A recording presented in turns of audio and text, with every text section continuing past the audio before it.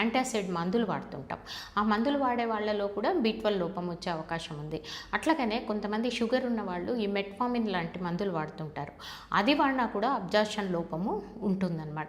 ఇట్లా చాలా కారణాలు ఉంటాయి. B12 మనం తినడం ఒకటే కాదు, దాంతోపాటు ఏదైనా పేగుల్లో ప్రాబ్లం ఉన్నా, అట్లాగే ఏదైనా మందులు వాడుతున్నా కూడా ఈ ప్రాబ్లం వచ్చే అవకాశం మనకి ఉంటుంది.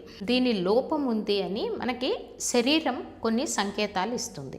ఆ శరీరం ఇచ్చే సంకేతాలను కనుక వింటే, మన బాడీ ఏం చెప్తుందో, మన శరీరం ఏం చెప్తుందో వింటే మనకి చాలా తొందరగా అర్థమవుతుంది. ఒకటేంటి, తిన్నా కూడా అలసిపోతూ ఉంటాం. రెండోది మతిమరుపు.